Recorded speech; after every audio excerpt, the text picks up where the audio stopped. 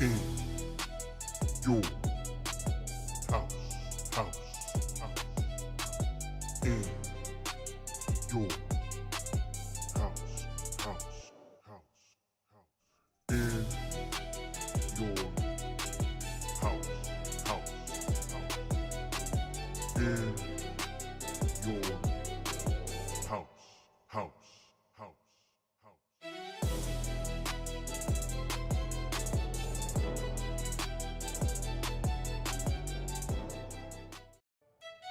In your house, house, house. In your house, house, house, house.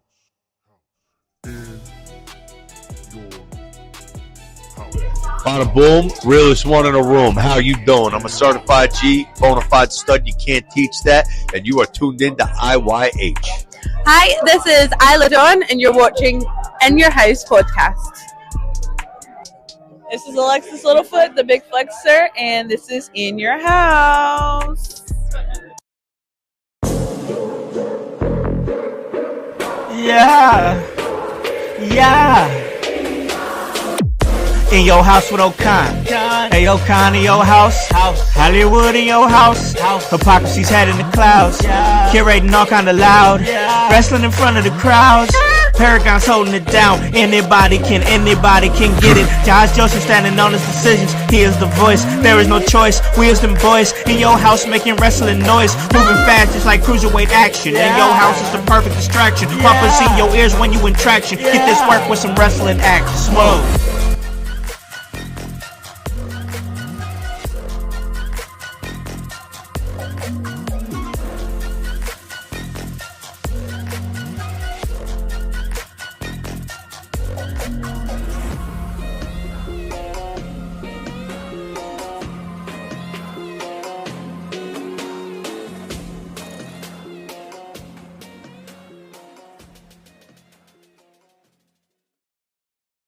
What is up, guys? What is cracking? It's the Con Man, and I'm in your house. And you guys already know the vibes. Anytime we slide on through, we're here to give you that work. When it comes to this professional wrestling business, and guys, it is Sunday, and it is almost 24 hours after one of the most shocking title wins in 2026. That's right. How are we feeling, household? Because it is the day after Sami Zayn becoming the WWE Undisputed Champion. What a show that Night of Champions was. I talked about it on my reaction podcast yesterday. I just hopped on about a few hours after they did their show and stuff like that. I hopped on the podcast. I just did a little solo and reacted to all the things that happened at Night of Champions, including Obafemi becoming King of the Ring and Io Sky becoming Queen of the Ring, and of course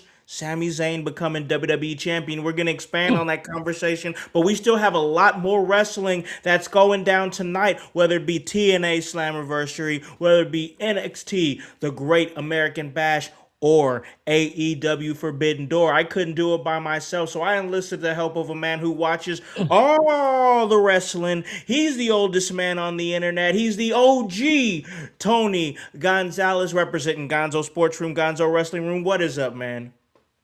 Oh man, still reeling from a great show yesterday, man. I really enjoyed it. I thought the show had a great start, a great a middle, and a great ending. So that's kind of what you want. I mean, some people say, "Well, this match wasn't great." I didn't think there was anything on the show bad. Of course, there was things better than others, but that's a normal wrestling show. And I thought that even the matches that wasn't great still fed into some storylines. So I Yeah. thought it was a positive. Yeah, for sure. That's kind of what I said yesterday when I did the reaction podcast that I did, is that, and you said it perfectly. I think there was really good beginning and a really good end, and the middle did exactly what it needed to do. Whether it been, we moved along the story with Jade Cargill and Charlotte Flair. That's now, we've moved that forward. Charlotte got her get back on Jade after Jade and the baddies beat up and aggravated Charlotte's knee injury, causing her to lose and not move on in the Queen of the Ring tournament. Charlotte got her get back by costing Jay the United States Championship. So now we move forward with that. I think that Ricky Saints got a really good opportunity to wrestle in Saudi Arabia for the United States Championship, and I think that was a good placeholder. I think that was the placeholder to get us to Carmelo Hayes versus Trick Williams at SummerSlam. So I was fine with that. I really love how they drove home in the cage match that now that Seth Rollins is done with the Vision, he's moving on because the Vision has it's been such a snake bitten group, as I talked about yesterday. I'm ready to see what Seth Rollins has past that. So even though those matches you didn't really get maybe everything that you wanted because you had two titles retained and then Seth Rollins just won and it was what it was. But then you had the other matches where Obafemi won, Io Sky won, and Sami Zayn shocked everybody. I thought this was a good mix of filler and shocking moments with some good wrestling, OG. Oh, you're muted there, OG.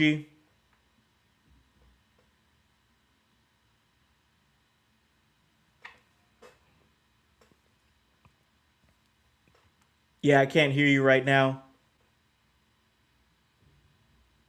While OG's figuring that out, like I said, I thought this was a really good mix of filler and storyline movement in the filler, but also an opportunity to take some swings, like I talked about yesterday. They took some big swings with Obafemi, and you wouldn't think Obafemi winning King of the Ring would be a big swing. It feels like an obvious, but if you know how WWE is, sometimes they like to throw curveballs just for the sake of throwing curveballs. I'm just glad that they just didn't fool around with it. We didn't have anything because I think we were all expecting Brock Lesnar. I know I myself was expecting Brock Lesnar to come out and do something, whether it be cost Obafemi the finals or come out after Obafemi won the finals and attacked him then. But we didn't see Brock Lesnar at all. So will we see him on SmackDown? Are we going to have some sort of coronation maybe on Raw? Because I forget he was on Raw. But maybe they do a coronation of Obafemi on Raw and maybe we see Brock Lesnar show up to the coronation of Obafemi on Raw. I have a whole theory that I laid out there when I did my solo episode yesterday, and maybe you guys will bite on it. Check that episode out; it was a great one. But yeah, I mean, I really thoroughly enjoyed Night of Champions. It was a really good episode that I enjoyed, and they did a lot of good stuff. Now, one thing that I've been seeing and I've been noticing when I've been looking on the internet, like I said, is about 24 hours after all of this has happened, after Sami Zayn became the WWE Champion, that is, one thing that I really, really noticed is that there was an outpour of positivity, but then like there was also some loud negativity. Like it was crazy. Like a lot of people saying that he's not cut out to be WWE champion. He doesn't have the look, anything. Like, to me, that is crazy. That is crazy because Sami Zayn, I mean, incredible talent, great hand, has been wrestling, you know, I think he's been with the company for 10 years now. I think he said 10 years.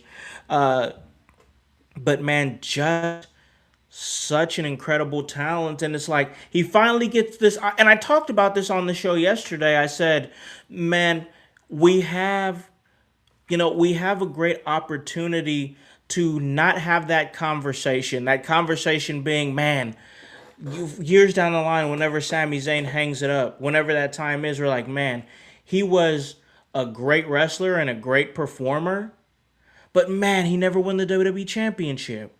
I wonder what it would have been like if Sami Zayn would have won the WWE Championship. Well, fortunately, we don't have to have that question. We don't have to deal with that or have that question of, oh man, what would have been like if he would have. We're here now.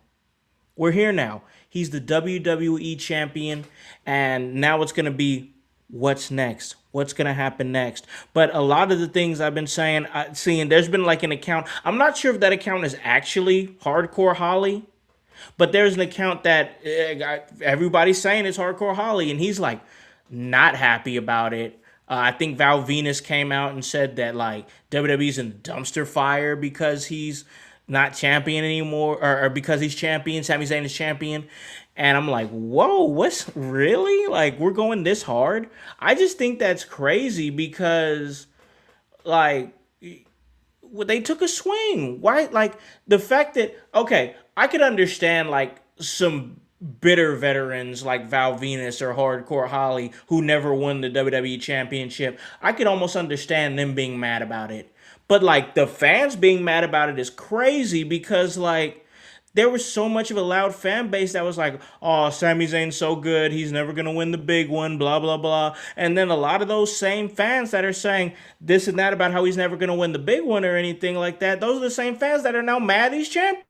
Oh, well, he doesn't look like he should be a champion, this and that. I'm like, that's crazy. That's crazy because I love it. I love the fact that he's champion. I love the fact that we are where we are at now, and that we have an opportunity to see what's going to happen next with Sami Zayn, what's going to happen next with the WWE Championship, and where we're going to be at with Cody Rhodes and Gunther. Because, you know, I don't know if I saw this. I think I saw it after the pod that I did yesterday, and it was a video on WWE's Facebook page. It was their Facebook page, and it was Gunther like getting physical with Nick Aldis. Like they were like pushing and shoving and everything. Are we gonna possibly get Gunther versus Nick Aldis at SummerSlam? I know that seems cliche. I get it. I totally get it because it's like, oh, are we gonna? Every time the general manager gets in a shoving contest or argument with a certain talent or whatever, we're all like, oh, is he gonna fight him at the next pay per view? But like, if you guys watch that, go and watch that on their social media pages. They got really really physical, and to me that got to and it was Gunther said something along the lines of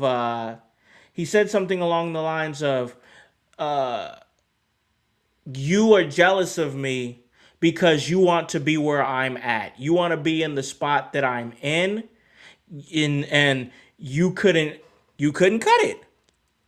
So now you're sabotaging me, which that would like there was nothing about that. First off, you picked Sammy to be the referee for your stipulation. That was your choice, and then you pissed Sammy off, and Sammy, won the match, the triple threat match, on a very savvy move. It was a very savvy move. OG, are you with us? Yeah, I can hear you. It went haywire. Oh, okay. I can hear you, and now I can see you. So let's get you set up. We'll get you Yeah, all set up. I'm gonna have a green screen behind me. I'm sorry, my computer went haywire. I don't know what's going on with it. Hey, that's all right. You're here now, and that's what matters, man. So what I was talking about, OG, was the direction of what's going to happen with the WWE Championship and Sami Zayn. But let me bring you into the conversation because before your computer went out, we were having that conversation about the card and how good the card was and the middle, the filler or whatnot. Now that we got you back, let me ask you, we're definitely going to talk about Sami Zayn and Obafemi and Io Sky, but let's stay with the filler matches with Breaker and Seth Rollins and the Women's United States Championship match and the U.S. title match. What did you think of those? I know the matches were where they were, but I mean, like, we had the big swings with Io winning and Oba winning and Sammy winning. But I honestly, in my opinion, I want to get your thoughts. I feel like the filler matches that were there did what they needed to do to help us move stories towards SummerSlam. Yeah, I agree with you. I love the Seth Rollins Braun Breaker match. I thought it was a really good cage match. We got some blood. I don't know if we were supposed to get blood or not, but we Yeah, got but some we got blood. it. Yeah, but I thought it was a really good match. I got a prediction. I think Braun Breaker is getting ready to be a babyface. You think so? I, I think the way he lost, I think that's where they're going. I think the vision is going to break up or be led by somebody else, Yeah. and I think we're going to see Breaker as a babyface. Now, the interesting thing, I think we could make some guesses of where the mid card matches are going to be at SummerSlam and who's going to be in them. Like I think I kind of said it's probably going to be Jade and Charlotte Flair is one of the matches.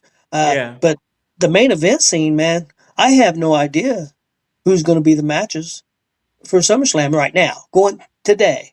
Yeah, for Uh, sure. we may have a better idea after this week, but I mean, some people think Seth Rollins is going to be the challenger, Roman Reigns. Yeah.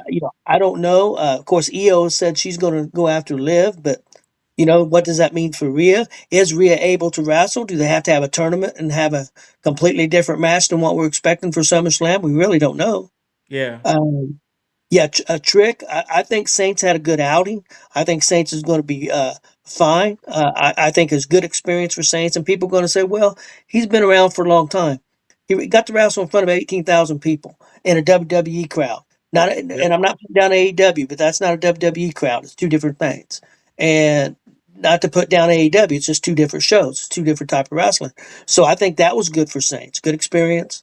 Uh, Trick's over, man. I mean, he's over. I'm interested to see. I would imagine it's going to be Trick and Carmelo at SummerSlam. Who knows? I'm It could thinking that work too. Yeah. away, could work away into a three way.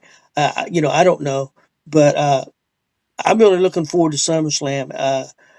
What we know, kind of look like maybe we're going to get Gunther and maybe the general manager, Nick maybe. Aldis, yeah, yeah. I was literally just talking about that, OG, because I was watching that video. I know you didn't hear me talk about it just a few minutes ago because you were trying to, Yeah.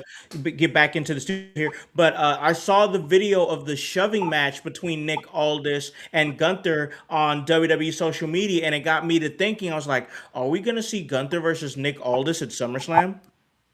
Yeah, I think we are. I think we're going to either that or we do have a Saturday night's main event coming up in New York That on too. That too. on the 18th. And then another interesting thing, we have a Saturday night's main event coming up in September, and a house that's in Atlanta, Georgia. That's the home of Cody Rhodes. Oh yeah, that's right. So I mean, I'm hoping Sammy keeps the belt for a while. There's wild rumors going around that Brock Lesnar is going to take that title away from him. I hope not. They're saying that Saturday night's main event, Brock Lesnar is going to take away that belt from Sami Zayn. I surely hope not. See, here's okay. So as if there's rumors, because I've seen it, I saw that Sean Ross Sapp had shared something like that, and I heard those rumors going around. So that would mean this, OG, if those rumors are right. Let's just go with the rumors that that um that Brock Lesnar is going to beat Sami Zayn for the WWE Undisputed Championship at Saturday Night Main Event on the 18th in New York. That means Oba would have to hold off his decision until past that. Well, he could pick Sammy, but if Sammy loses the belt before then, Yeah, true that. I just feel like he's gonna go. I feel like the big money match is. So here's how I laid it out yesterday, and now that I have you on here, let me get your thoughts on it. The way I laid it out was maybe we do some coronation on Monday Night Raw or something where we're coronating Oba Femi. Oba Femi decides, hey, I'm going to face Roman Reigns at SummerSlam for the World Heavyweight Championship. And then maybe once again, just this is just us going here, but maybe Brock Lesnar comes and attacks him after the coronation, blah, blah, blah. And he's like, I know you want your get back. It's 1-1. Let's settle it, blah, blah, blah. So then maybe Oba comes out next week and says, all right, fine, let's settle this. let's do this at SummerSlam night one, but I don't want to do this for no reason. I don't want you to be a thorn in my side ever again. You faked retiring one time. I want to put you down. I want you to be done. If I beat you at SummerSlam, I'm gonna retire you, and that's gonna be it. And then maybe Brock Lesnar responds with, "Oh, you want my career? You want me to put my career on the line? Well, how about this? If you want me to put my career on the line, I know that you have a big match on night 2 of SummerSlam against Roman Reigns. So if you want me to put my career on the line, you put your number one contendership on the line, and if I beat you, I go on to night 2 of SummerSlam to face Roman Reigns to renew one of the greatest rivalries in WrestleMania history, but we're doing it at SummerSlam. I want to take everything from you. You want to take my career? I want to take your title opportunity. You worked hard through King of the Ring to get that opportunity, and it's only going to take one F5 and 1, 2, 3 on the mat for me to take it all away from you. And we have night 1, Obafemi versus Brock Lesnar, number one contendership versus retirement on the line, and whoever wins goes on to night 2 to face Roman Reigns. That's what I want to see. I mean, that's what I would like to see. I just don't know if they'll go that route. Let me ask you this: do you think Sure. which is the better main events? Do you think that it would be? Do you think it's Sammy and Cody on one side, and then the other side Roman and Oba, or do you think it's Seth Rollins and Roman and Oba and Sammy? Honestly, I think there's more story with Cody and Sammy, and then I think there's more story with Reigns and Femi, because Reigns and Femi were jaw jacking at each other at the press conference after WrestleMania, and then also I enter in the fact that Obafemi just defeated Reigns' right hand man, his cousin Jay Uso, to get there. So now it's like it's gonna be. I feel like the story is better if Obafemi goes for Roman Reigns, because there's going to be an uphill battle for Obafemi to go through, because he is going to have the bloodline to worry about.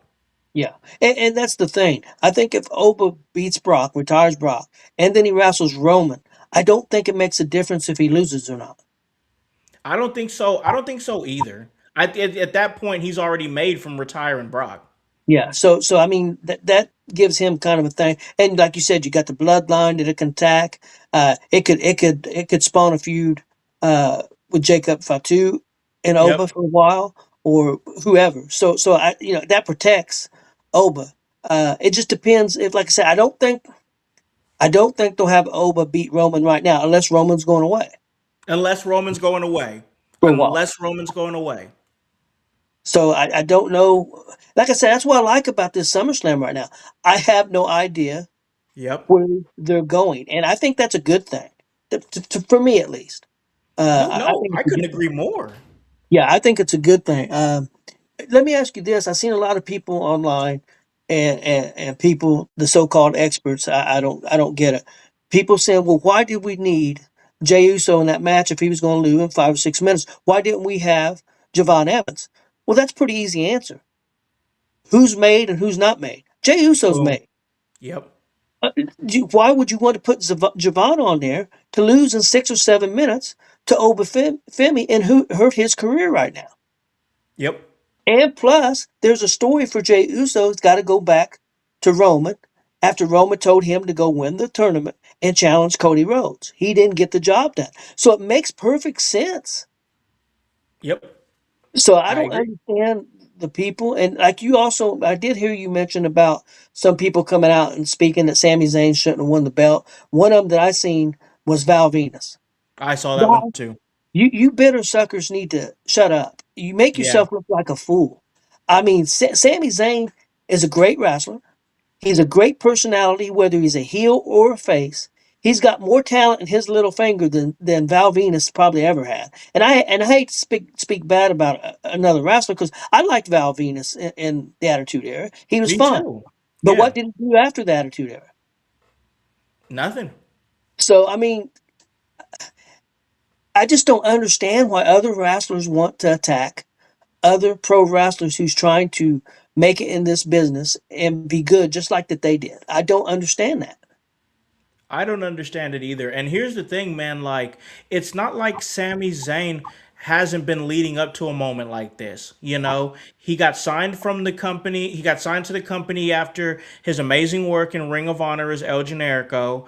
You know, he came in and did some great work on NXT, became an NXT champion, came to the main roster and was it fumbled around for a while, like a lot of people from that black and yellow brand did when they got called up because you were going from Triple H being in control of your booking to Vince McMahon being in control of your booking. So it didn't always work for everybody, but he came up and he had some really great moments, had some great matches with Kevin Owens, had a great match at WrestleMania with Johnny Knoxville, Intercontinental Champion. Let's not talk about his work in the Bloodline, great work in the Bloodline, being the locker room leader like he was, then becoming the United States champion and revitalizing the United States title and making that title desirable again. Like that was Sami Zayn who contributed to that. And then staying a compelling character with his kind of unhinged, delusional,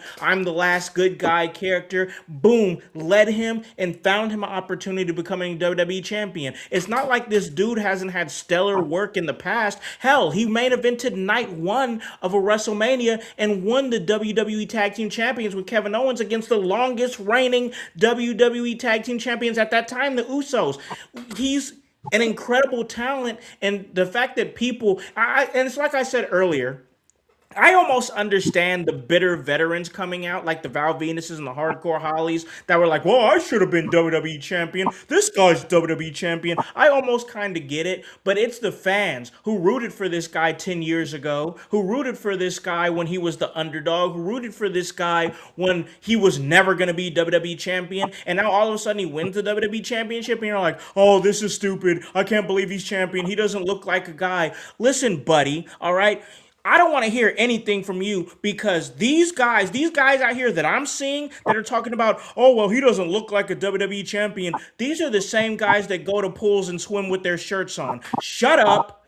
Be happy. This guy's WWE champion, and we never have to live in a reality where we're looking at, oh, well, Sami Zayn's retired. He was a great wrestler, but he never won the WWE championship. We never have to live in that reality, OG. True, and people people forget in the '80s and early '90s, if you wasn't 300 pounds, you didn't sniff that belt for a long time. I mean, Yeah. I think what was the first one after Hogan was probably what Bret Hart. Yeah, I I mean, think for so. Bret Hart, yeah. about 7 or 8 years. I mean, if you wouldn't a Yokozuna or a Hogan or an Ultimate Warrior or a really big guy, you didn't sniff that title. Yep. And so, I mean, I'm glad times have changed and character work and also good in ring ability. I mean, if you look at Sammy's in ring ability, forget about his look, in ring ability and his personality, whether a heel or face. Is there 10 people better in pro wrestling than him? I don't think there is. He's Not got the overall. switchability. Yeah, not overall. I don't. Hell, he might be top 5 overall. I mean, when you consider everything.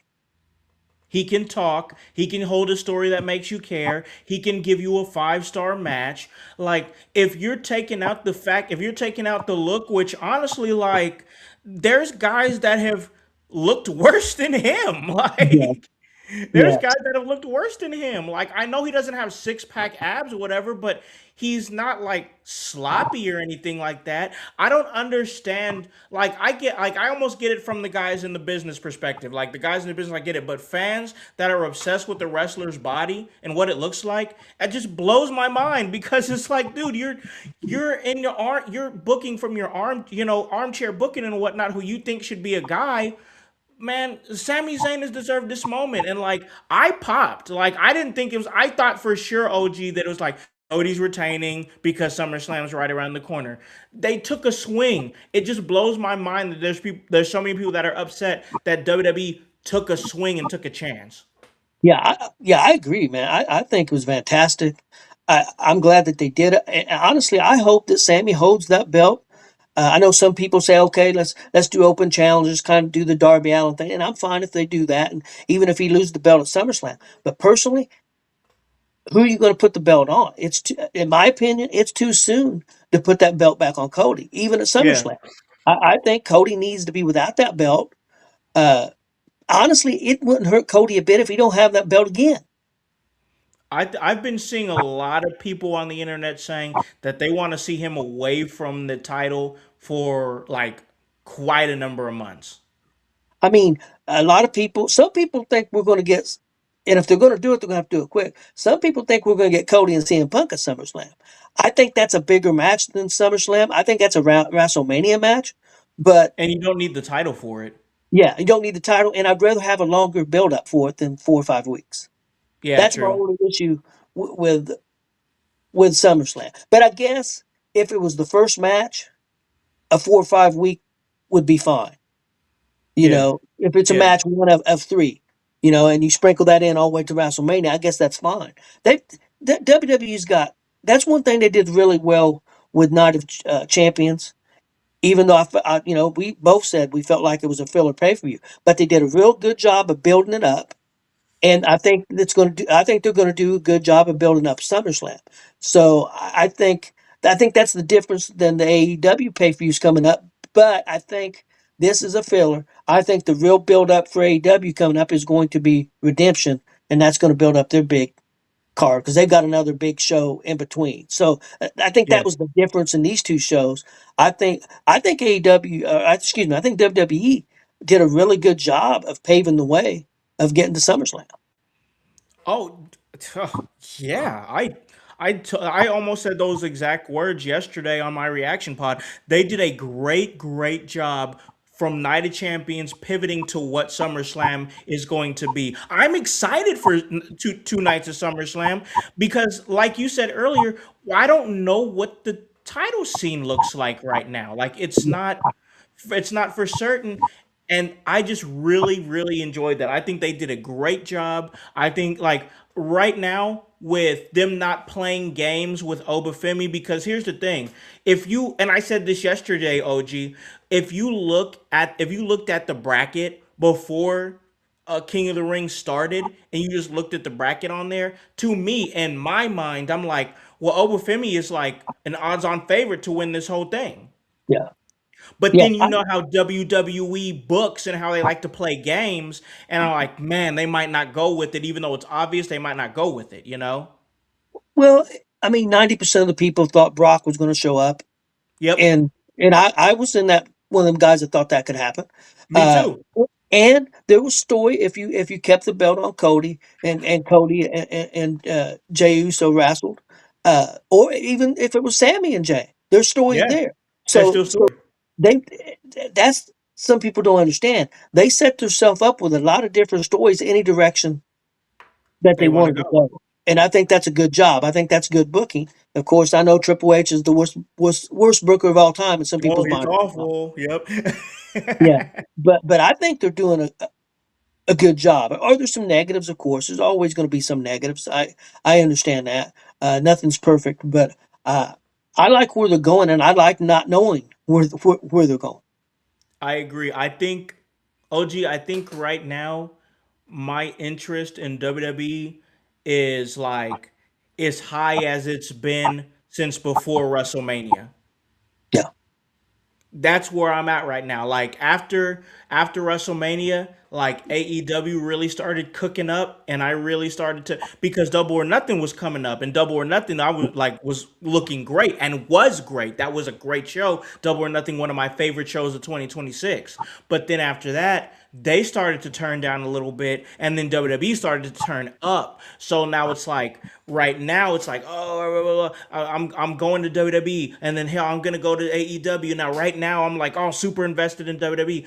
This is great. This is amazing that we have different places to go when we want to, take a break from the other wrestling company. Maybe they're kind of turning down and they're kind of, ebbing and flowing right now. And it's like, oh man, I'm not super in love with what AEW is going on right now, but WWE's got some great stuff cooking. Or WWE's kind of doing their thing where they're playing it safe, but AEW's taking swings. This is a great place to be in, OG. I agree 100%. It's too, like I've said before, when you, and it's really, I wish everybody would take this viewpoint. And not that I'm an expert, but I think if you go in and knowing what you're going to watch, when you watch WWE, you know what you're getting. You know what you're getting with AEW. You know what you're getting with NXT. If you go in there and watch with different eyes, when I sit down and watch NXT, I know I'm gonna get real good written shows by Shawn Michaels and good booking. That setup for this show is outstanding. I mean, they've got five or six matches out of the seven that have great build to the story for those matches. Now you're getting young talent that's not super experienced, especially on the mic, which is hurting them a little bit right now. But Hmm. I know what I'm getting. The same thing with Monday Night Raw. I know what I'm getting.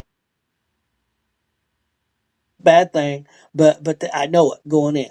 But I know I'm gonna get good storytelling, and I'm gonna get selling. Is the wrestling as good as AEW's? Probably not. As far as in ring, it's still good. It's still high quality, but maybe it's what's a different style because AEW is such high pace, not as much selling, not as much storytelling, but you're gonna get a lot of wrestling. You're gonna get a lot of good wrestling. So if you go in there with the minds, okay, I'm gonna watch AEW, man. I'm gonna see some good wrestling. Let's have some fun. Hey, I'm gonna watch WWE. I'm gonna see some storytelling. I'm gonna see some selling. Let's have some fun. Hey, I'm gonna watch NXT. I'm gonna see some bright young stars that are gonna be on my TV in the future. On at the bigger level in the future in a couple years. So I think if you go in there and watch those shows that way, I think everybody would have a good time. Unfortunately, not everybody. I question. I don't understand the tribalism. I'm a wrestling fan. I'm not getting paid by WWE. I'm not getting paid by TNA. I'm not getting paid by AEW. So why do I need to be a tribalist for one or the other? You can love all of it, man. I do.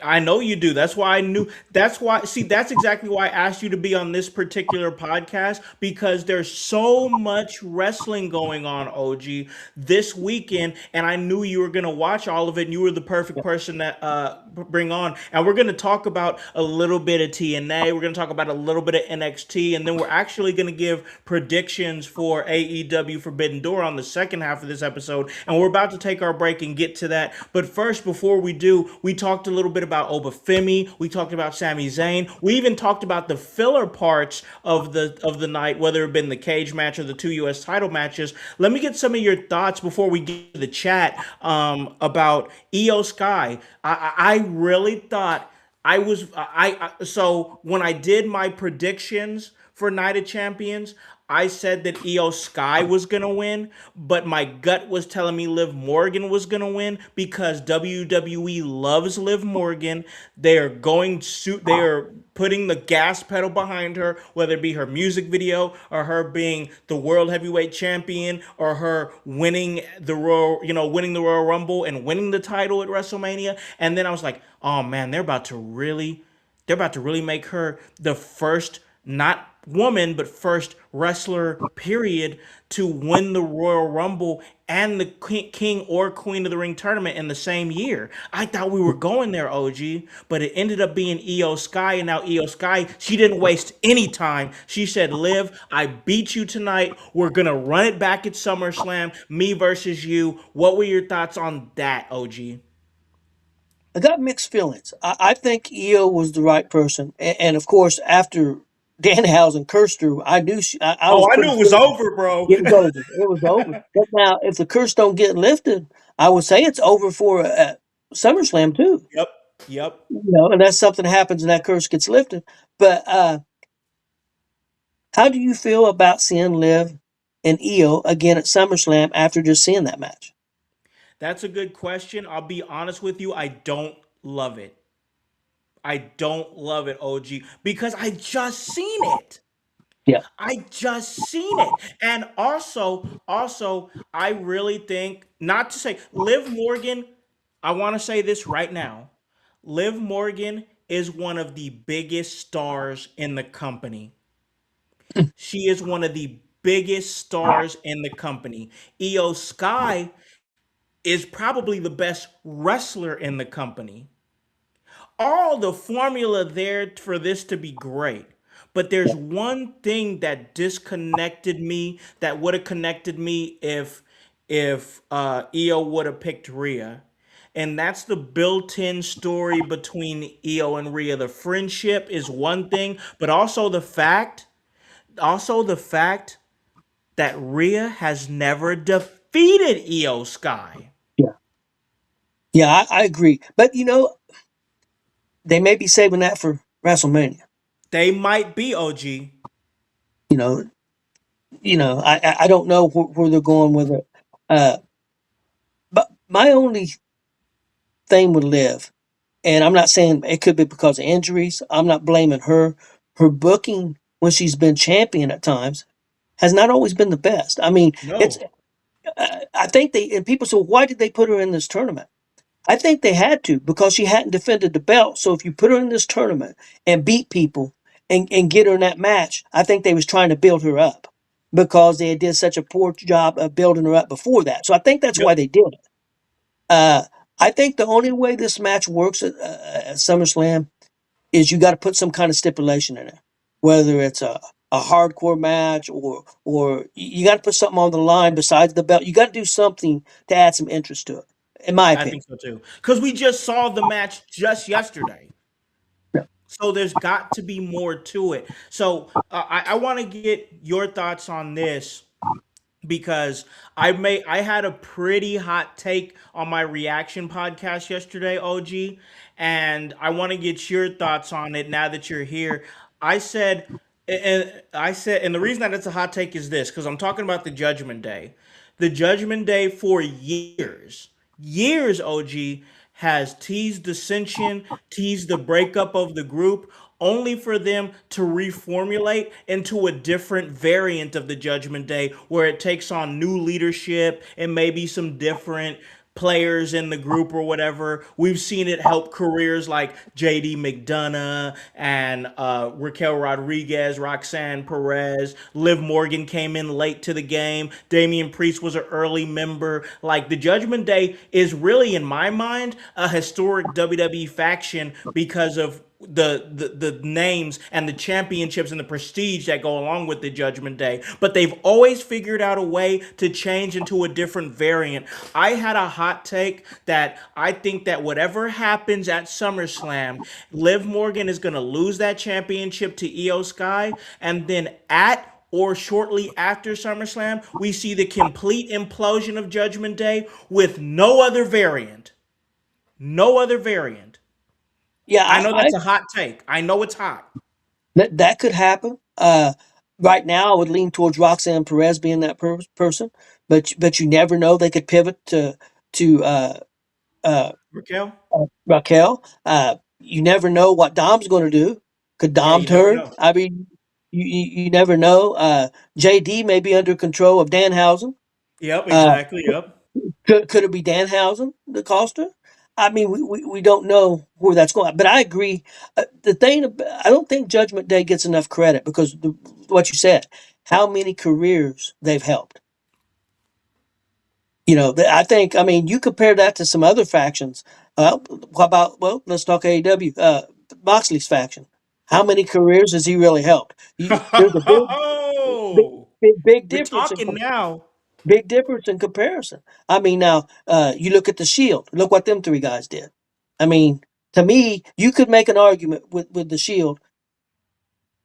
There's some argument to say it's one of the greatest factions of all time because of where those guys went afterwards. True, absolutely.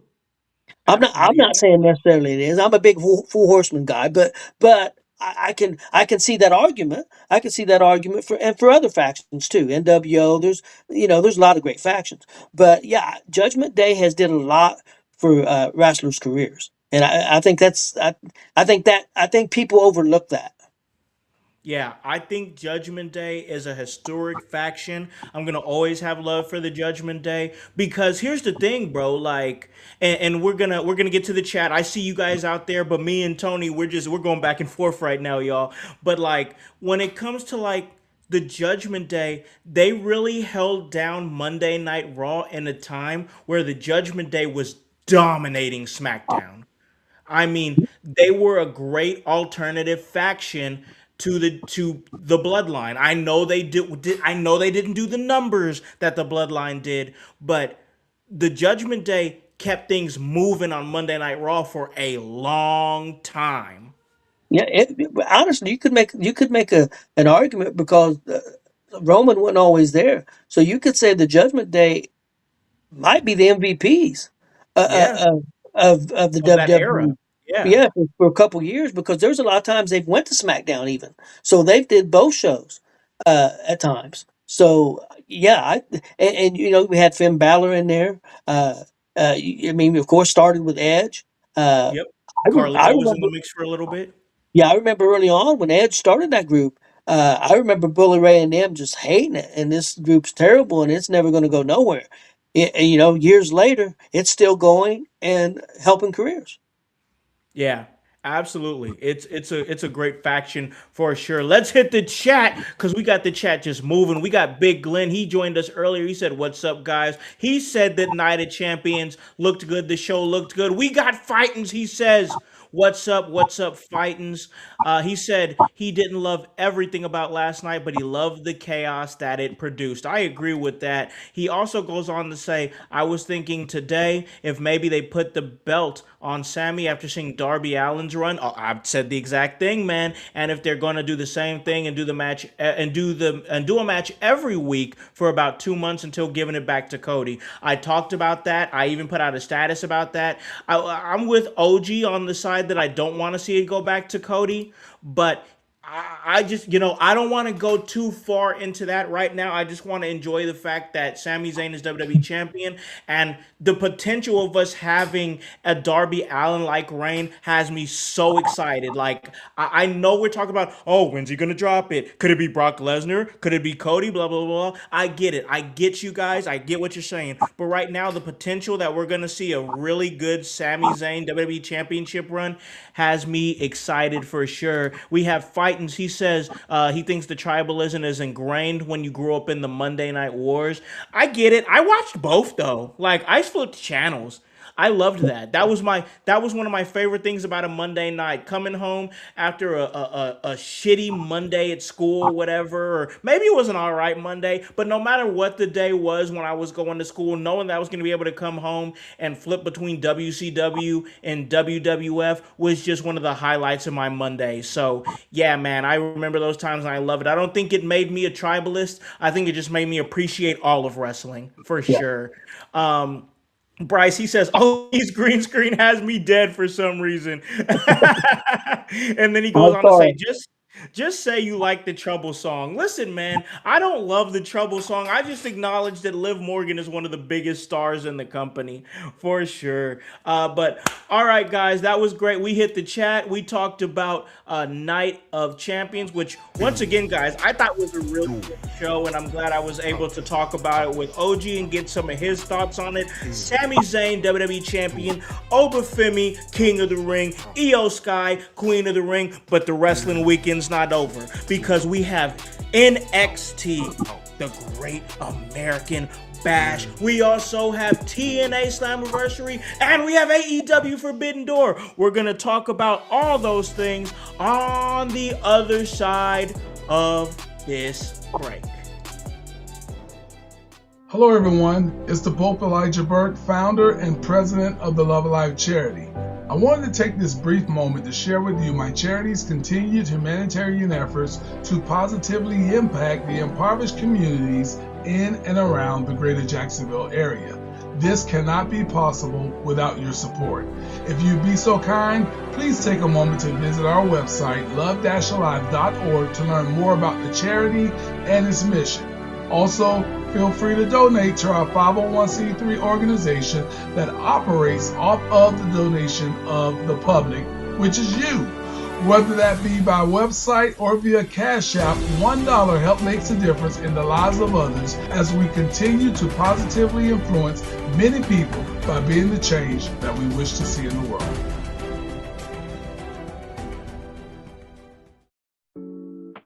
Welcome to the Brainbuster T-shirt website where your favorite podcast team in your house lives. Look at all these fantastic options you have. If you want that sweet hype, we got it. You wanna be divinely designed at yours. Have you lost your voice? We have all that voice merch for you. Are you just a part of the household? We got that too. Brainbuster Tees is where our YH live.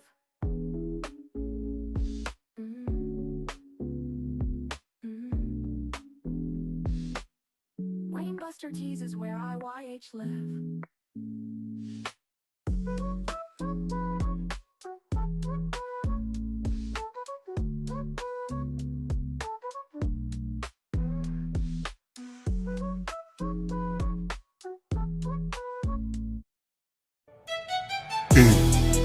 Hey guys, it's the executive producer of the In Your House podcast, Alakan the Con Man House, here to tell you on this commercial break to like and subscribe to In Your House on YouTube. Follow us on Facebook at the In Your House Wrestling Podcast. Subscribe on Twitch at Team IYH. And remember to follow us on Apple Podcasts and Spotify. And leave a review and 5-star rating. We thank you for your continued support. It all helps for us to stay charted and continue to give you that work. Hey guys, welcome back to In Your House. I'm hanging out with OG Tony, and we're talking a lot of wrestling. We just talked Night of Champions. I still can't believe that I'm saying this sentence. Sami Zayn is the WWE Undisputed Champion. That is absolutely insane, man. It's so cool, and man, I'm excited for what we got ahead tonight. A lot of wrestling, but of course, I got to shout out our sponsor. That's Goalie Nutrition, and you guys need to make sure you head on over to goalie.com and get those apple cider vinegar gummies. Get those Ashwagandha gummies, get those Matcha Mind gummies, and make sure that you use promo code IYH. Get 10% off at checkout, and let them know In Your House sent you. Check out everything we're doing on Facebook, on YouTube, on Twitch, and then of course on Apple Podcasts and Spotify, where we get many downloads, and we appreciate our international fan base that downloads us on Apple Podcasts and Spotify. It is truly appreciated. But one big thing we're appreciating, that's some wrestling. All right, we got a lot of wrestling that we had one show yesterday. We have 3 shows tonight. 3 different shows, and I got to tell you, OG, I'm not mad about it at all. Yeah, actually, with the app that I have, I think Game Changer is on my app tonight for 11 p.m. tonight. Oh my gosh, so they're going too. Yeah, I think they're out in California, I think. Usually that's where they're at when they're on at like 11. So they're Yeah. out west. So, yeah, I may be watching wrestling from 4 to about 2 in the morning. That's great. That is great, man. So let me ask you this. We have TNA Slammiversary. We have NXT, the Great American Bash. We have AEW Forbidden Door. And now you're telling me we have a Game Changer wrestling show. Is there any show here that you're most excited about as far as those 3? Is there anyone that's really like you're kind of like on the edge of your seat, ready for this specific show to get started? I'm really excited for NXT. I'm interested in TNA and AEW to see how things are going to go, especially TNA because of everything that's happened in the last couple of weeks. So Yeah. they need a good showing today, in my opinion. Yeah. Yeah, no, I agree with that. I'm glad. I want to stay there for a second, OG, because you literally hit the nail on the head of the point that I was going to make, and I was going to get your opinion on was TNA. It really feels like, OG, it really feels like this TNA show. If you are a TNA fan, if you are a wrestler under the TNA umbrella, there is a microscope on this show. There has to be, right?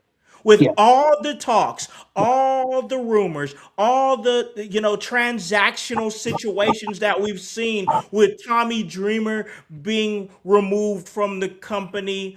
Also the other gentleman, you know who I'm talking about out there in Dayton, Booker for Sammy Callahan. There it is. Sammy Callahan being removed from the company, and then all the things happening, and then the merger with OVW. Could we see some OVW talent at this show?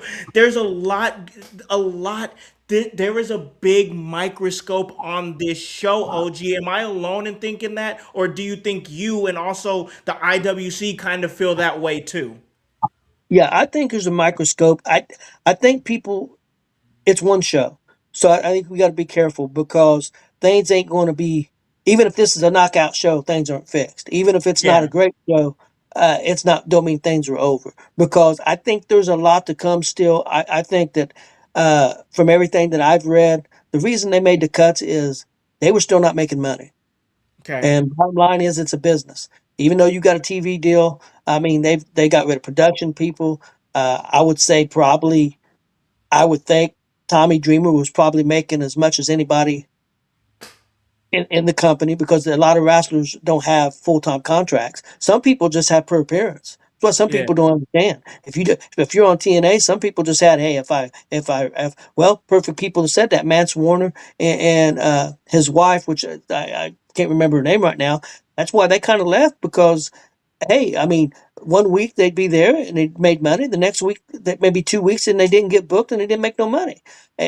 That's a tough thing. Now they're allowed to work the independents, of course. I understand that, Yeah. but it's also hard to book independents if you don't know when you're going to be booked for TNA. Yeah, true. It's you because here's the thing, like a lot of these wrestlers are able to get independent bookings and be able to make a decent living off of it. And man, Mance Warner, his girlfriend, Steph Delander, that's her. But and I remember that story of them leaving the company. But a lot of these wrestlers can really, in this current landscape of professional wrestling, of independent professional wrestling, there's a lot of wrestlers that can make a pretty decent living just booking themselves independently. Oh yeah, no doubt. I mean, one of the big rumors that I've heard that we may see tonight, and WWE may agree to it, but a lot of people think Apollo Crews may show up. Okay, I And, thought I saw that as well. I thought I saw something about that. and I think Apollo would be a perfect fit for them. Yeah, he fits that style, right? Yeah, I think he fits that style. He's got a little bit of a name. He's not going to demand a ton of money. Yeah. Uh, I mean, that's when people got to understand. Why don't they go get this person? Why don't they get that person? If you don't have money, it's hard to get people. So I think OVW is the perfect solution for them, or maybe a partnership with NWA, which I'd mentioned before. I think that's what they've got to do. They've got to get younger people in there, and they've got to build. I think having a person like Nick Nemeth, who I'm going to predict, because I think Mike Santana is getting ready to leave the company. The rumors is his contract's up in July. So Yeah. I think Nick Nemeth is a name. Nick Nemeth is a guy that's dedicated. He's a guy who said, I never really want to work for WWE again. He's done that. He's not putting down WWE. I mean, he's smart enough to know, hey, I'm not going to ruin my chances if I ever decided I want to go back. But he said, Yeah. right now, I've done that. I don't really need to do that again. I don't think I would get the opportunities I would want. I think TNA, he gets those opportunities, and I think the same thing at AEWA. I think or AEW. I think he knows I may get opportunities at first, but they probably wouldn't last long. Yep. And Nemeth's a guy, if he wants to work the independents, could make a ton of money. Oh, absolutely. Like he's in a great spot right now. Like honestly, if you're Nick Nemeth, like you got a lot of leverage right now. I mean, a whole lot of leverage. And I'm enjoying the fact that we're in a spot where TNA has that turnover going right now. Where TNA, because yes, we can talk about what we can say exactly what we want to say in terms of, oh well, this is going on, they don't have any money, this that going on. We have to look at it the fact that when we look at OVW and OG, me and you know a lot of talents that are in OVW and that work for OVW. Yes, we're looking at it in as a wrestling media, we're looking at it as like, oh, they don't have any money, which is the truth. But also, this creates opportunities for a new crop of talent to wrestle under the TNA brand at a more expensive rate or at a more reasonable rate, and it helps make new names as well. Yeah, I agree. And just because I thought of something, I want to give a shout out to, and I know you know this person just because it came to my mind. And talking about independent wrestling for just 1 second, Zay Gates was on NWA TV Oh, uh, was he? this past week. So shout out to that.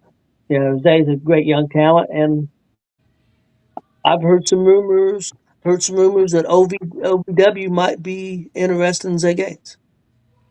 Ooh, okay. See, I would like to see him. I would like to see him pull up there. That'd be great. Zay Gates. I just saw him at the last Emerge show. And yeah, we got a chance to catch up. But all right, we're gonna keep this conversation going here. But we gotta run in here. Yeah. Uh, we gotta run in here. We love it. We love getting these run-ins here. It must run in the family. We got Hypocrisy Jones up in the building. What is up, man? What's up, gang? I just want to pop in and say what's up. I saw y'all on, so I was like, let me talk to my fam. Man, we appreciate you running in. We were talking a little bit about Night of Champions in the first segment of the show. Yeah, Sami Zayn becoming the WWE champion. We're talking some TNA, but right. we'll get to that in a second. Let me get some of your thoughts. I know you haven't been super locked in on wrestling lately, but WWE champion Sami Zayn, what were your thoughts? I mean, it's about time, and every bit of me thought Saudi show. Sammy's in the title picture in the main event. Maybe they actually pulled the trigger. I'm happy that they actually pulled the trigger on this, and this helps me into okay. Let me see what they do from now. You know what I mean? Yeah. That's what I was saying, and I was telling OG earlier. I said that my interest in WWE hasn't my interest hasn't been this peaked since before WrestleMania. Right. Like because in the meantime, in between time, I was getting really invested in AEW. And I thought AEW was putting out great shows, telling great stories, and now you have WWE. They're taking swings. They didn't play around with Obafemi. Gave Obafemi the King of the Ring. We didn't play games with it. I was afraid they were going to play games with it. They didn't. He won it. Sami Zayn taking a chance. Right now, WWE is proven that you have to be paying attention because at this moment in time, when we were accusing them, myself, OG, Voice, we've been saying they're playing it too safe. They're playing it too safe. We understand why they're playing it safe, but they're playing it too safe. Now we can't say that anymore because they're taking Yeah. some swings, and this is what's going to make people want to watch. Can I caveat that? Hey, I don't love the term they're not playing it safe just because that they put the title on Sami Zayn. Putting the title on Sami Zayn was a well-deserved thing that probably should have happened, what, 2.5 years ago, during the Bloodline big run. But I understand why they didn't with Cody and everything else. But I True. don't think it's playing it safe with Sami Zayn. I think that like he can take that ball and run with it. We know he can. He's proven that he can with everything that he's given, whether it's a WrestleMania celebrity match with a Jackass star Yeah, Johnny to Knoxville. Yeah. right now, or to everything that he did with the Bloodline, to fucking like bigging up a gingerbread man costume. So Yeah. like there's nothing Sami Zayn can't do. So it's not out of the realm or spectrum that he could be an absolutely phenomenal champion. And I like the fact that he's in this heelish run. You know, the last real good guy. I like that he's in this. That in itself seems the most unsafe because it's not necessarily a proven gimmick, but it is a proven person. Yeah. I agree with that. I think that no, you're making sense. Like in terms of what you're saying, as far as it really not being, because if you know, you know, right? Like Right. if you are a die-hard Sami Zayn fan, you know that this guy has proven he's a proven commodity. But of course, we look at visuals, right? We look at Right. aesthetics, right? You know, and aesthetically, he might not be the guy. But you know what? I'm glad they did it. I love even more the fact that they didn't do it at WrestleMania or SummerSlam or, or Money in the Bank cash in. They said, hey, Night of Champions, we're going to make this night memorable. We're going to make the 2026 Night of Champions memorable. We're going to use this show to symbolize that we're catapulting Obafemi. We're going to use this show to symbolize that we believe in talents like Jade Cargill and Ricky Saints to help move the show along. And we're going to make this show memorable by no matter what happened the entire night, Sami Zayn's WWE champion. That's the Win. biggest thing. But they did to me, they did everything right for this show. Everything that needed to be done, even the parts that weren't sexy, even the parts that didn't pop us in a huge way, even the fact, and you know what? I'll say this, and then we got to get back to TNA. I'll say this. I said in the In Your House group chat that you can hear a pin drop when Tiffany and Jade Cargill were wrestling, and I still stand behind that. And I stood on it, and that's what it felt. That's what it sounded like to me. But they kept going. They kept the match going. They did what they needed to do. They told the story, moved it along. And I honestly think that, I'm going to say it now, I think Charlotte is going to pull the best match out of Jade at SummerSlam. I think we're going to see the best of Jade Cargill at SummerSlam. I do believe that. Okay. Hype, we're talking about some TNA because TNA has Slammiversary tonight. We've been talking a Right. little bit about it in the group chat. Um, but there's a lot we're looking at with this TNA show because of all the rumors with the transactions of Tommy Dreamer and Sammy Callahan leaving the company, the partnership that they have with OVW.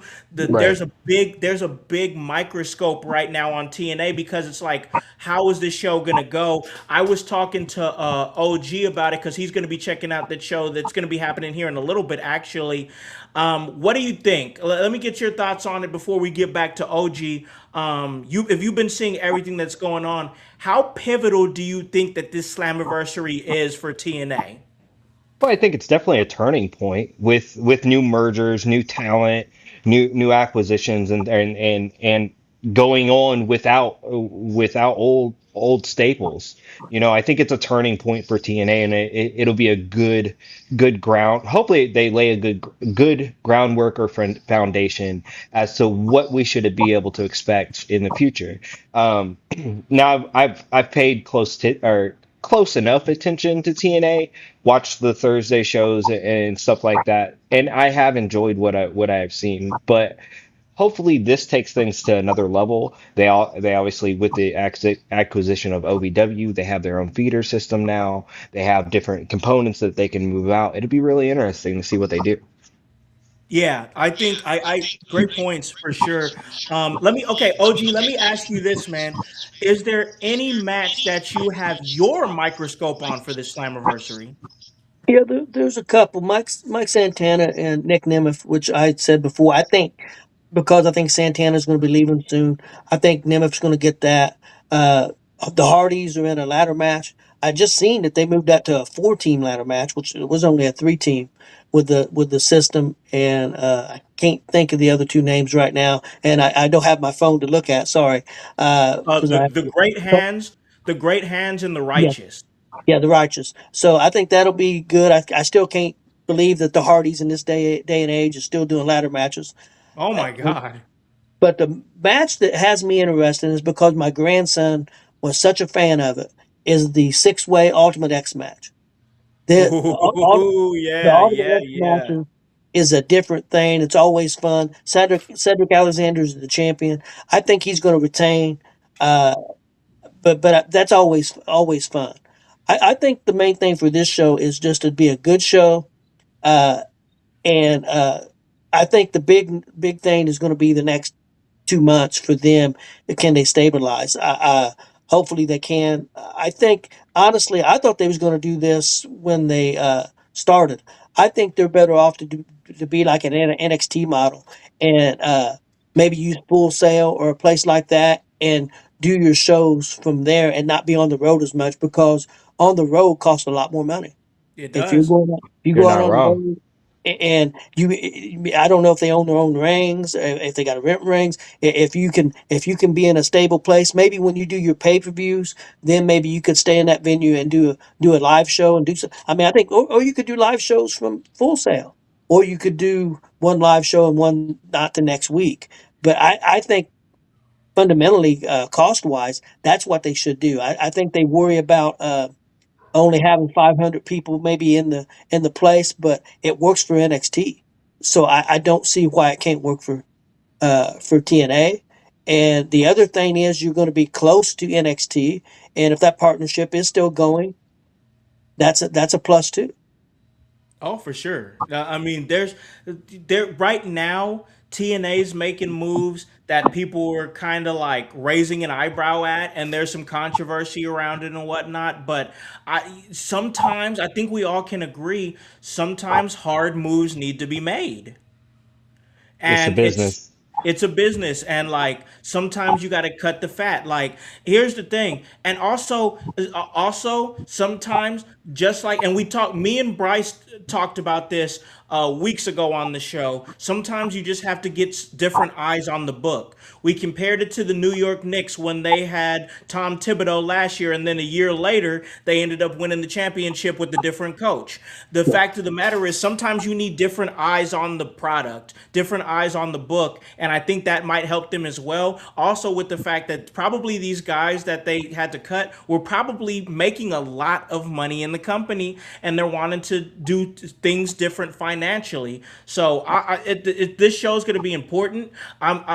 OG, I would definitely like to hear your thoughts on this TNA show the next time we meet, which will probably be on Thursday. Okay. So I would definitely like to hear your thoughts on the show just to follow up on that. But let me get some of your thoughts on this NXT show because I know you said earlier that it's the show that you're probably most excited for this weekend to kind of get your eyes on. Why is that? Why do you what's got you so excited about this show? And they're doing it live on the CW, which I think is cool. But where are you at with this show? What's got you so excited? Well, first of all, I'm interested how this concept's going to be on CW, how they're going to work. It's listed to be a 3 hour show. It's supposed to be on from 7 to 10. So I'm interested to see, how they're going to format it. Is it going to be a match and then some commercials, a match and then some commercials? I'm not sure how that's going to be formatted. I think that's important. I think if you have too many commercials during the match, I think it's going to hurt it. That's not a PLE to me. So I think if you hopefully they're going to follow the WWE format as do a match, promos, whatever, and then some commercials. Hopefully, because I know we're going to have commercials. There's no way around it. Yeah, But yeah. hopefully that's the format. So I'm excited to see that. Uh, also, to me, even compared to what the WWE show was this weekend, I think this was the going in as far as being built for a show, being written and the storylines. I think it was the best show. I think it was better than AEW show going in. That don't mean it's going to be the best show, but I think going in it was really well done. There's 5 matches on there that I am really that had storylines going on for the last 2 months that I am really interested in. And so that's why I'm so excited about that, and more excited than I am about maybe uh, AEW because AEW didn't Forbidden Door's tough because you have so many different names coming in that I don't know, and Yeah. the build hasn't been great. Still going to be a good wrestling show though. I'm not putting them down at all, but I'm excited for this NXT show. I mean, I think I'm excited to see Naraku going in the championship match. I think he wins that championship match. I don't think they would have him lose. I think we're going to get. If I remember the guy's name, he's a light heavyweight in Japan. I think we may get a surprise, and he's going to be Raku's teammate. I believe it's Tanahashi. I think he was Ooh. a champion over there, and I think he may be coming in tonight. So I wouldn't be surprised by that. We got some great women's matches in the North American uh, women's championship match. Is going to be outstanding, and so is the NXT women's championship match. And then we've got a feud match with two former Dark State guys who are just been going at it. I'm having trouble with names. I'm sorry, Hollywood, because I don't have my phone right now. You're Uh, good. Dion Lennox and Shaquan yeah, Sugar.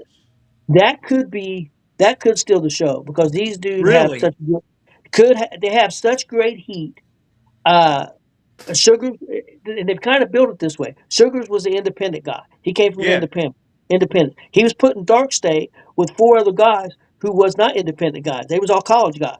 Yeah, yeah, So, yeah. and that's how they've kind of built this feud because they threw Sugars out and turned on Sugars. So, and Sugars is the baby face now, even though he's more of a street guy. So I think this could be a really good match. And then Yeah. Tevion Heights.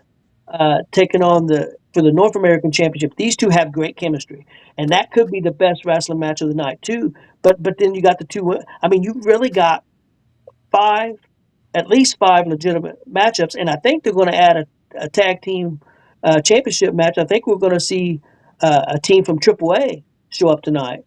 So I think we're going to end up getting 8 matches. Damn. Okay. Okay. I like that. Okay. So I don't. Admittedly, because I don't. I don't ever want to come on here and lie to the household or anything like that. I don't get a chance to watch a whole lot of NXT, but I like that. But one name that has really been interesting me. So I need you to tell me about this particular wrestler because I've heard through the grapevine. I've heard that this is I don't want to use the term prodigy because at this point I always think of Roxanne Perez, but like somebody who could be like a huge player in the women's division in the future, and that's Kendall Gray. Tell me about Kendall Gray. Kendall Gray, okay, I'll compare her, and this is big praise. I compare her to Kurt Angle. Dang. She was an outstanding high school wrestler and a college wrestler. I don't know if she ever lost a match. I don't think she went to the Olympics and stuff, but she came into the WWE and she's picked it up from the wrestling standpoint as good as Kurt Angle did. Wow. And now she's still got some work to do on the mic. But what I like about her mic is she don't try to overdo it. I think she don't have the talent on the mic like Angle does. I'm about, at least not right now. But it's still Yeah. early. She's still early in. But I think she knows her boundaries and she tries. She don't try to overdo it. I think she tries to be herself. So I think that's a positive. So put this way, Dave Meltzer, and he's a big AEW guy. Yeah. He thinks that she is going to maybe be one of the greatest women wrestlers of all time. That's a quote from Meltzer about her. Damn.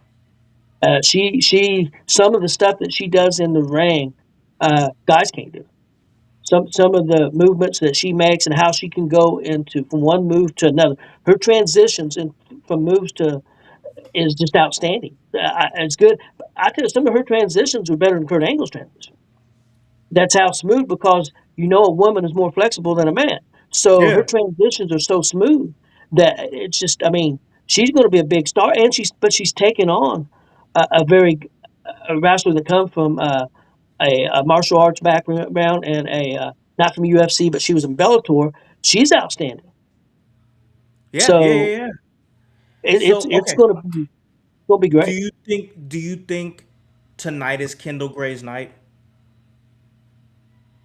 That's a good question. I think only if they're getting ready to move up, and you may have to help me Lola. with her name, Lola. Lola If Vice. they're ready to move up Lola, I say yes. If they're not ready to move up Lola, I say no. Okay. So, That's fair. so it's 50-50 for me. But I get it. I don't think it's a negative either way though. Either one of them wins, it's not a negative on the other. I think they're both in still good placement. So let me ask you this. Let me ask you this. It's Naraku and Tony D Yeah. in the NXT Championship match, and you're kind of feeling strong about Naraku winning. Um, do you think that we're taking Tony D to the next level? Do you think it's time to call up Tony D, or is Tony D gonna stay in NXT? Tony D's been in NXT for a long time. He's watched a lot of his colleagues surpass him at this point. He's been there 5 years. I think they pivoted to a new character for him. Yeah, I think they felt like the character he was doing, kind of the mob boss, wasn't had a going to work. ceiling. Wasn't going to work on the main thing. So I think they wanted to give him time to develop this character. I think it's worked pretty good. He's an outstanding wrestler in the ring. He was another one that was a collegiate wrestler who was very good in collegiate. He was an All American, so he's very good. I think he can speak on the mic. I think yes. I think is he ever going to be a world champion in WWE? Probably not. But I think he's got good character, and I think they could use him. I would have said SmackDown if it was going to be 3 hours, but with the SmackDown going back to 2 hours starting this week, I Yep. don't know. I don't think he. I think he could. I think he's going to lose tonight. That's my prediction. But I don't think he'll move. I think he'll stay around and feud with Nairaku for a while. I think we could see by the first of the year or WrestleMania him move up to the main roster. Okay, I think that's fair. I think that's fair. There's a lot of good moving parts. It looks like in this show tonight, and a lot of different names in there. Another name that I always see come up all the time is Shiloh Hill. What's your thoughts on Shiloh Hill?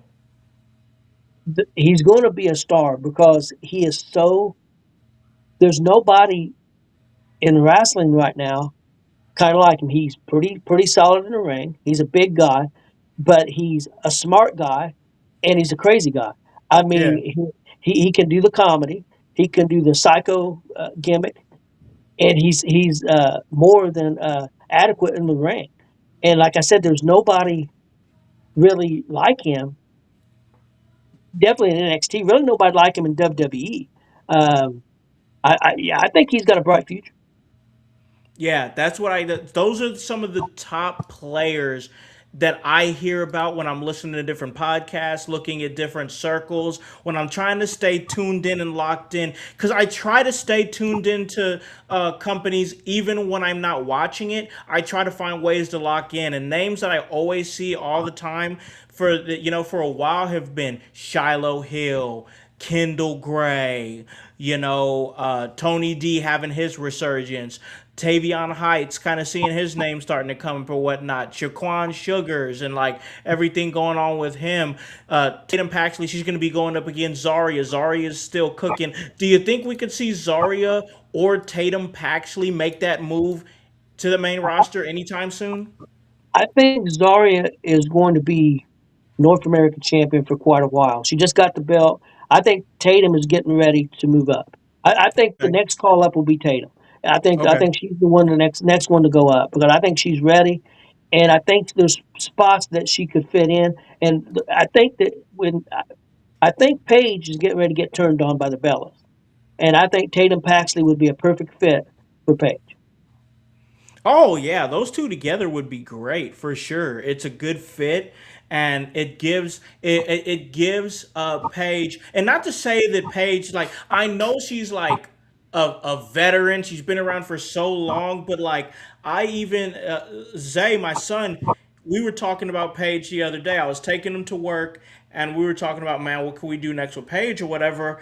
And I was like, man, she's been around for a long time. I mean, how old is she? I mean, surely she's probably on more of the back end.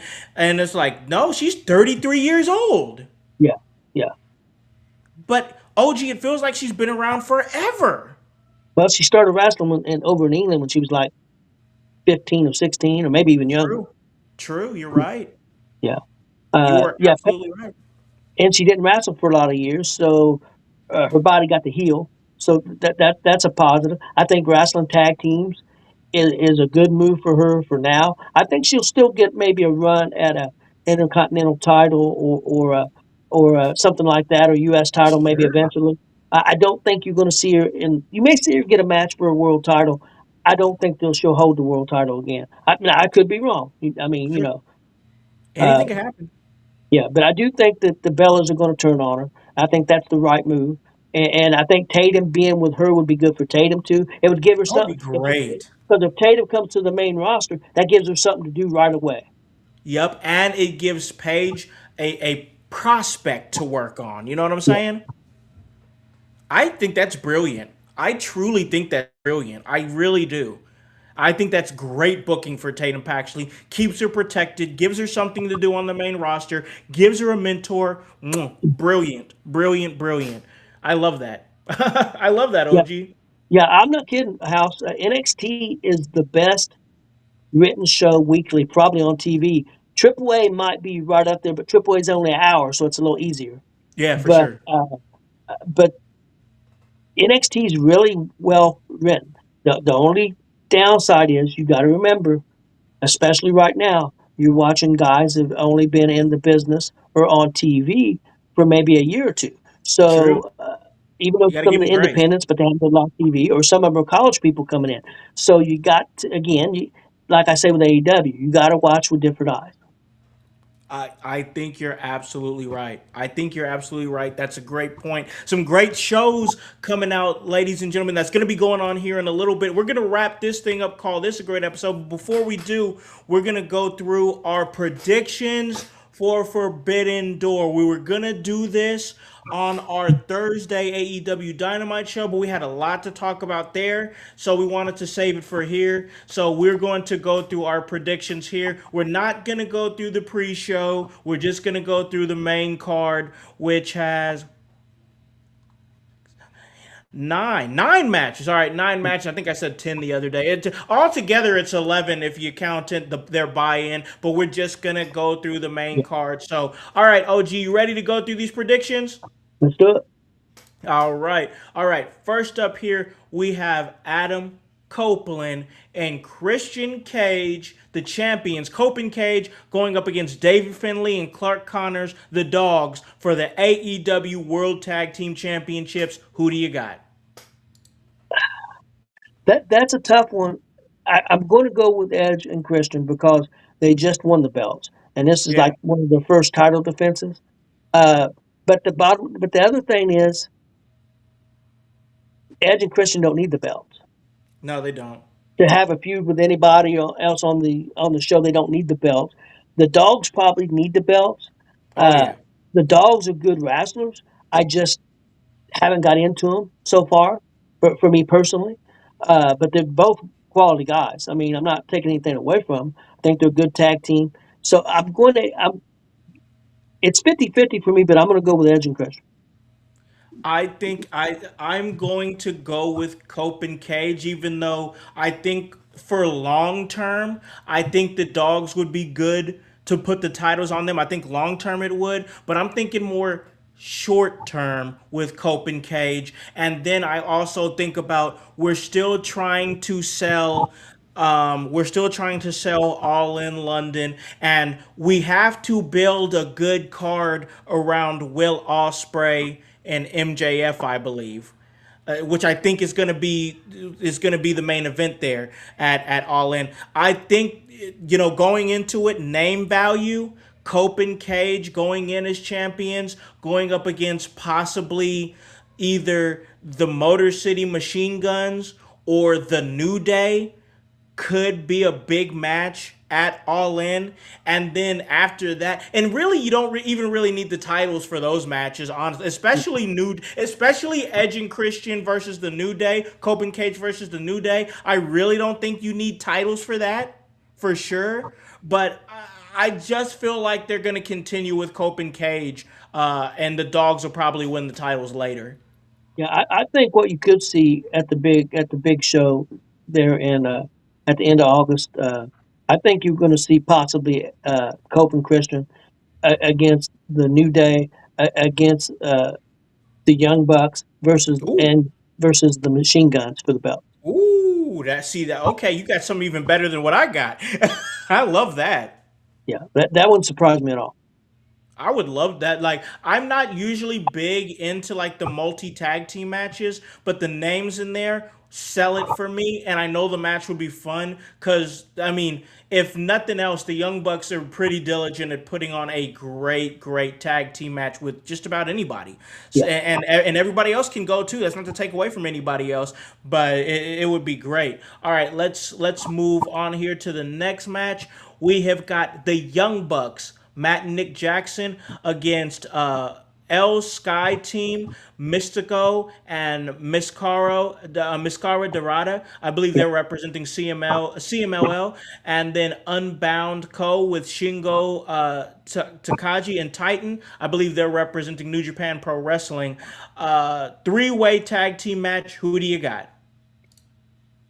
Oh man, this match it'll be good. I'm gonna be honest.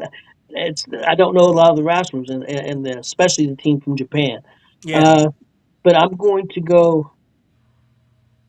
Really, I think one of the other teams should win. I don't think the Young Bucks should win. I don't think it hurts them if they don't win, especially if they don't take the pin. But I'm going to say the Young Bucks are going to win. Yeah, I'm gonna go with the Young Bucks. for sure. I think the Bucks are gonna win. It's their home turf. They don't have any reason to lose on their home turf unless one of these teams were coming over to AEW and sign with the company or something. I don't think that's happening. I think Young Bucks are gonna pick up a win and basically be like, woohoo, Team AEW won. That's basically what that's going to be to me.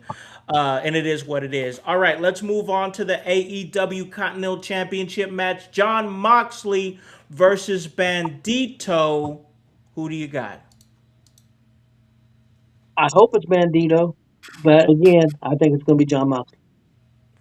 I can't. That's the best I can say is that I would love to see them take a shot and put it on Bandito, but the John Moxley pull is just way too strong in AEW, and I think he just wants to wrestle. The one thing that they could go with, because I don't know where this Death Rider thing is going.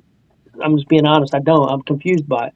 But they could have Moxley lose, and then with Osprey probably going to win, Moxley could get upset. Yep, that he lost and now he's winning. And so are you saying that we could possibly see a triple threat at All in London? It could happen. But see, I keep hearing people saying it's not going to be MJF against Osprey. A lot of people think it's going to be Osprey and I'm old. Let me think for a second. Kenny Omega? Kenny Omega. A lot of Okay. people keep saying because Omega keeps saying his redemption story. So a lot of Yeah. people think somehow, some way at redemption, he's going to end up. Maybe he's going to go against MJF. I wouldn't think, Oh. and he's going to take the belt off MJF, and it's going to be them two. Oh, okay. Okay. That is a big match Whoa. for overseas. Yeah, there's a lot of implications right now. I'm still gonna go. I'm still gonna go with Moxley, but you definitely got me thinking for sure. Let's move on to the IWGP Global Heavyweight Championship match between Shada Amino and Pac. Who do you got in this match? I'm going to go. Amino's the champ. I'm going to say Yeah. Amino keeps it.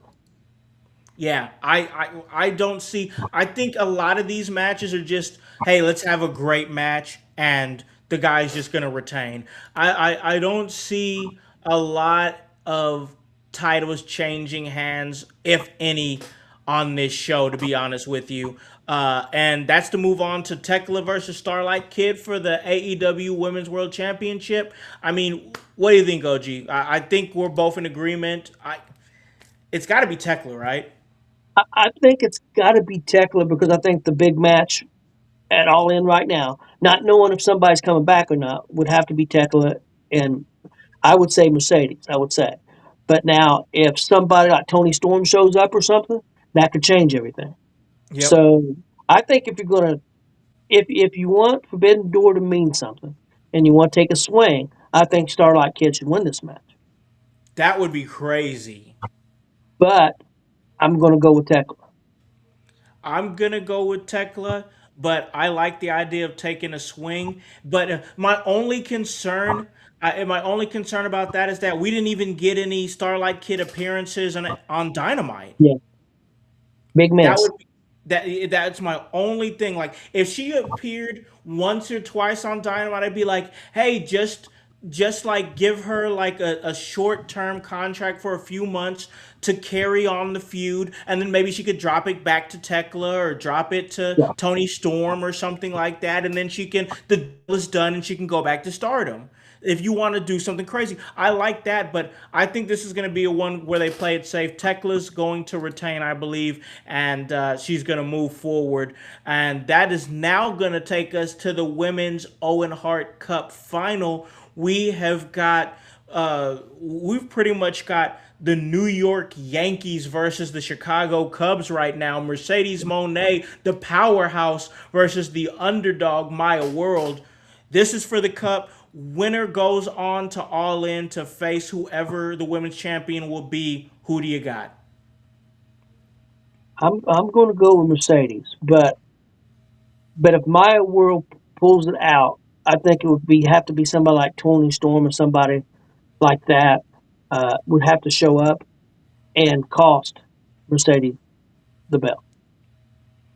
Yeah, I agree with that too. As far as like somebody, if we were going with Maya World, but honestly, in my mind, as long as, and you said this on Thursday, OG, as long as you have a plan for Maya World, it's okay if she loses this match. She wasn't even supposed to be here. Yes. And She's my she's got what did they say? She's playing with house money, OG. yes, I agree. The only thing that worries me is if they put the belt on her, she'll lose it in a month and be forgotten about.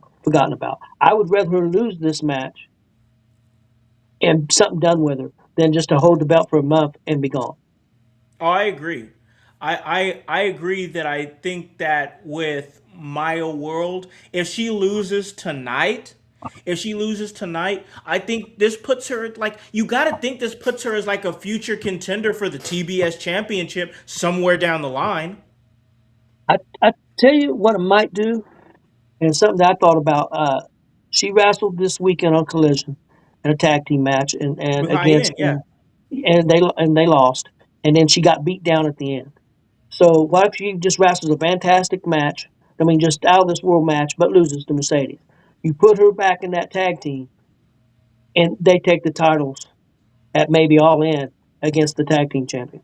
Please take the titles off the Yeah, Divine Dominion. yeah. Please let it be Hyen in Maya World. I'm praying to the wrestling gods right now.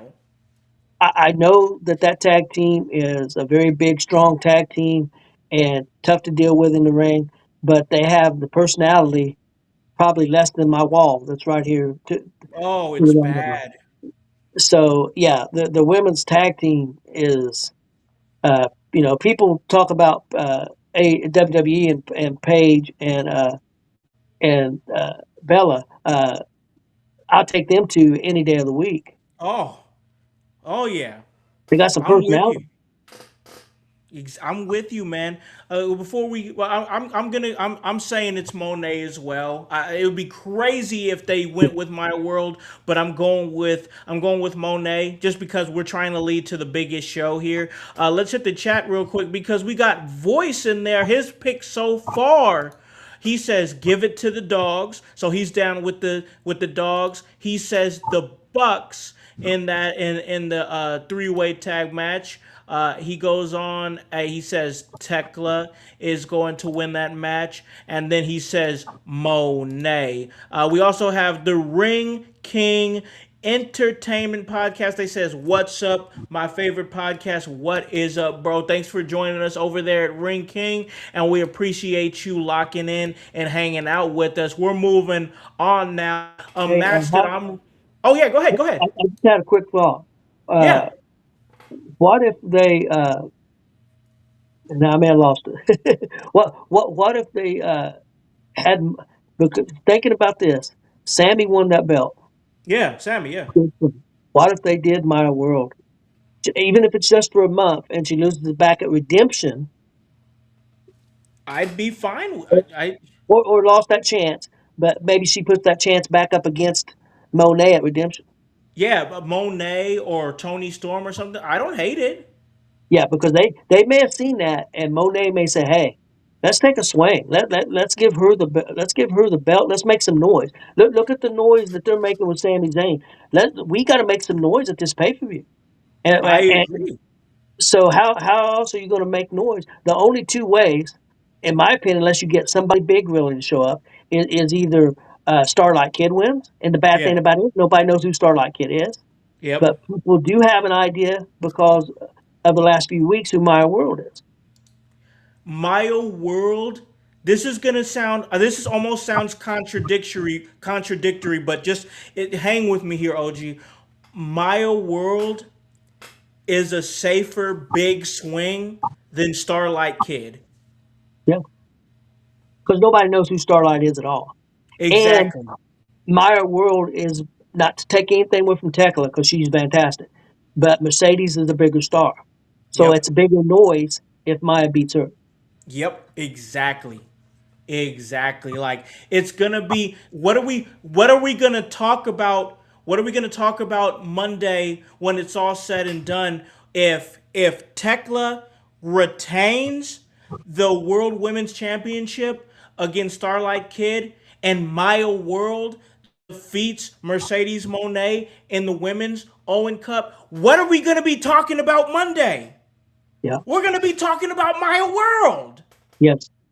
And that's honestly other not taking any. I mean, there's going to be some good matches on the show, but you need a big moment if you're going to compete with what WWE did with Sammy. Yep. So to me, like you said, I don't know if it's going to be as big as Sammy, but it's going to be up there. It would be big because Maya World's story's been so organic. She's been shocking everybody. They can and here's the thing, Mercedes Monet would do it. Yeah. I Mercedes tell you Monet what, is the type to do it. I've talked myself into it. I'm Yeah. going to pick my world. I'm changing. Oh, okay. Okay, all right. So All right. that's what should happen. That's what should happen. Well, here's the thing. Mercedes opportunities are going to come. Yeah. She's Mercedes Monet. Yep.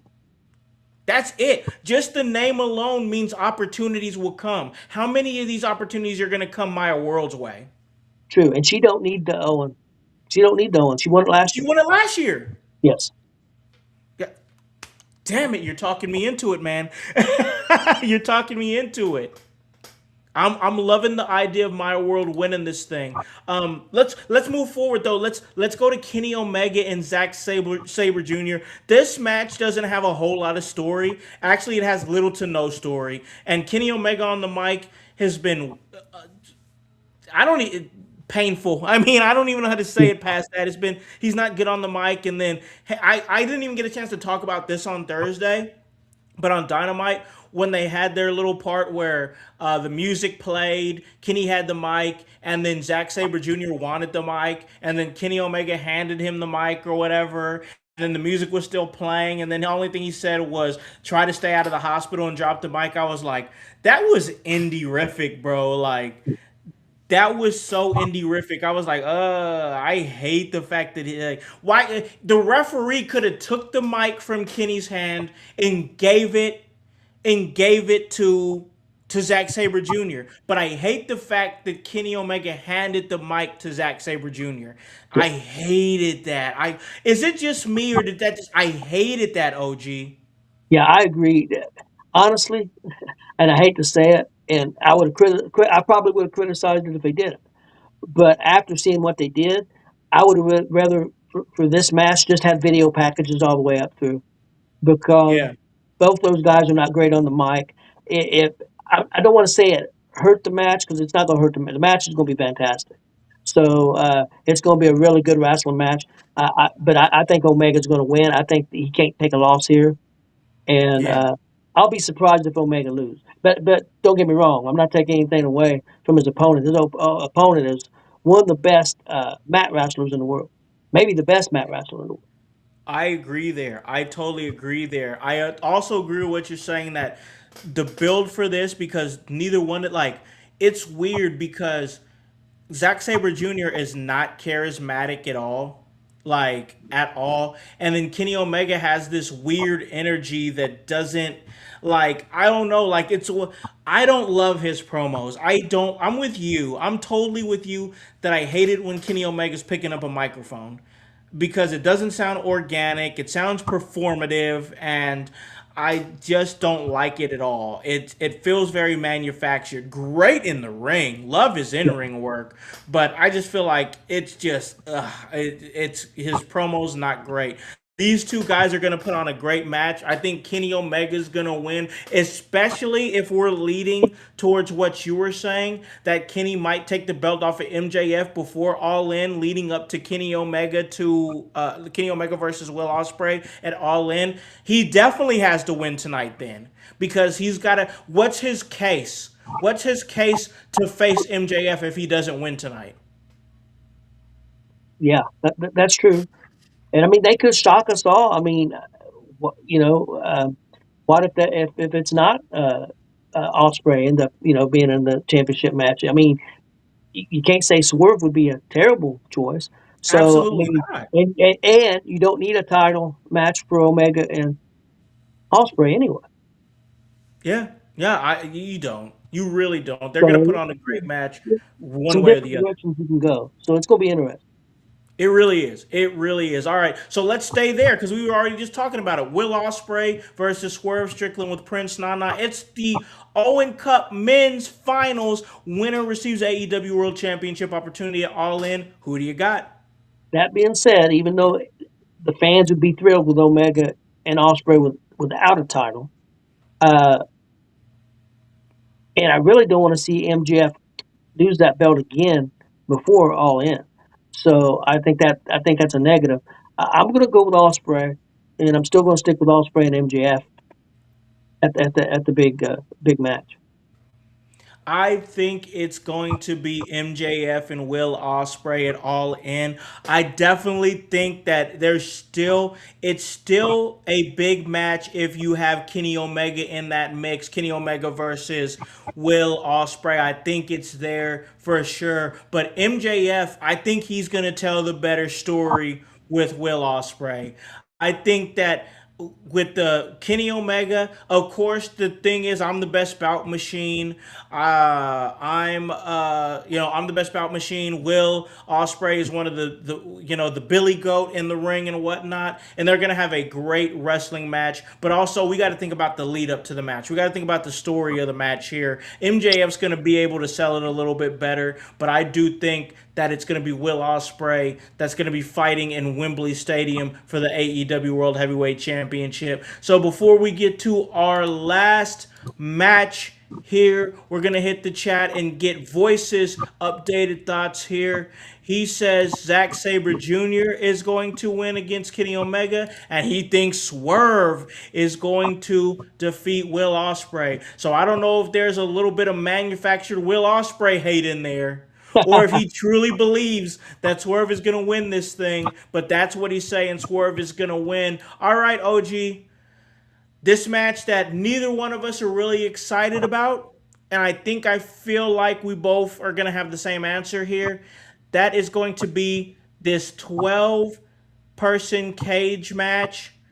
Team Briscoe, Mark Briscoe, Orange Cassidy, Roderick Strong, Kyle O'Reilly, Konosuke Tatesuka, and Darby Allin versus Team MJF and the Don Callis family, Kevin Knight, Kyle Fletcher, Jake Doyle, Okada, and Andrade El Idolo. If Briscoe's team wins, he'll earn an AEW World Championship match against MJF. Who do you got? If Briscoe don't win, why are we having this match? Yeah. Yep. Period, exclamation point. I mean, what are we doing? I hate the idea of this. I mean, I understand that. I think it was voiced. I was saying, do you think that Mark Briscoe and MJF could be the main event of a pay-per-view? And I get questioning that, but it's like with everything else that you have on this card, why not just let it be Mark Briscoe versus MJF in a cage for the AEW Championship? MJF could retain and it would be fine. Well, and the problem I think they're doing now is that even if let's say Briscoe wins this match and you have another match between the two for the title, Briscoe beat him in a Texas Death Match. Now you're going to have him in a cage match, of course, 12 people. But what is the next match going to be? It can't be a regular match. Yep.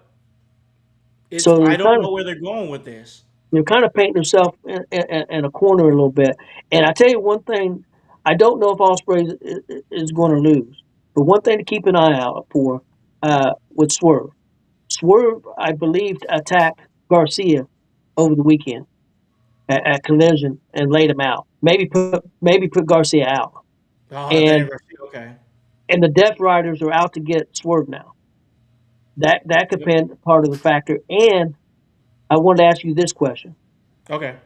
Do we see Hangman Adam Page I show up this weekend. promise you, I was going to ask you. I think there's a possibility we could see Hangman Adam Page, and he could possibly be the ghost of Christmas past coming to haunt MJF. Yeah. And I've heard some people predict that, and I think it would be a good fit for a while, especially if you don't have anything for Swerve on the main scene. As long as MJF's got the belt, Hangman can go after it. But you could put these two to fight Moxley in them, Yep. and you could possibly put the tag team titles on. A lot of different possibilities that you can go with right now. The only thing is they've painted themselves in a corner with Hangman because now the guy can't fight for the AEW championship anymore. Yeah. I don't know why they did that. I don't. They did it with Cody. It was a bad move. They did it with Cody and he left the company. And now Hangman's off TV, so what's going to happen next? But yeah, I think it's going to be a great show. We got a lot of great wrestling to look forward to, man. I think it's going to be a great, and I'm excited to get your thoughts on everything when we reconvene on Thursday to talk AEW Dynamite and everything for sure. But for now, we're going to slide out of here, Carl. This is a really great episode. OG, thanks for making time to come on here and talk to me and talk about some great wrestling going on in this busy wrestling weekend. And I'm going to try to catch as much as I can, man. And of course, I got to give you that opportunity for the household to hear where you're at, where they can catch you. The floor is yours, OG. Yeah, you can check us out on Gonzo's Sports Room, Gonzo's Wrestling Room, Facebook, YouTube, all that good stuff. Now, normally we do a Monday show, Gonzo's Wrestling Room, where we talk all independent wrestling. But not this Monday. We usually do every Monday at 6:30. But me and Chris is going to be on the road at Jay County Fair doing a show. So no show this Monday. But on Tuesday night, we got Gonzo's Sports Room at 10 o'clock p.m. Then on Wednesday, me and Big Glenn does a wrestling and racing show, wrestling and racing show every Wednesday, every month, once a month. The first Wednesday of the month, we do a wrestling and racing show. Me and Big Glenn, we're going to be talking NXT, NASCAR. We'll be talking a lot of stuff there. And then also Wednesday night, got a hot seat with OG Tony with me and the gang. And then Thursday, we got Face or Heel Pro Wrestling at 8, and then we got Gonzo Sports Room at 10. Man, just great work you guys are doing over there at Gonzo Sports Room, Gonzo Wrestling Room. We always appreciate you coming over here to In Your House and bringing your insights and everything, man. And you watch a lot of wrestling. That's why I knew you were the perfect guy for this particular episode, because I knew that you were locked in and paying attention to everything. And there's a lot there's a lot going on this weekend. It's, I think I said it yesterday. I was like, this sneakily became one of the busiest wrestling weekends of the entire year. I agree. And you know me, man, I love wrestling. So I'm excited. I'm getting ready to grab me something to eat and watch some TNA. And I'm going to have a great Sunday night. Hell yeah, man. I'm excited to hear about all of it. And you already know I'm going to be here checking out everything that I can possibly check out, tapping in with as much as I can, and just having some great content for you guys out there in the household. You guys already know where you can catch me at. Doing things here at In Your House. A lot of great episodes working. And we're excited to bring it to you guys. It's all part of the work, and that's HOWSC, and the W stands for work. So for OG Tony Gonzalez from Gonzo Sports Room, Gonzo Wrestling Room, I'm Alakhan the Con Man House, representing the whole team In Your House to let you know to tell a friend to tell a friend to tell a friend to hop on this bandwagon, get on or get gone, because the household is still going mighty strong. You guys have a great day and a great rest of your week. We'll see you later. Peace. Yeah. In your house with O'Con. Hey, O'Con in your house. Hollywood in your house. Hypocrisy's head in the clouds. Curating all kind of loud. Wrestling in front of the crowds. Paragon's holding it down. Anybody can get it. Josh Joseph standing on his decisions. He is the voice. There is no choice. We is them boys in your house making wrestling noise. Moving fast just like cruiserweight action. In your house is the perfect distraction. Pumpers in your ears when you in traction. Get this work with some wrestling action. Smooth.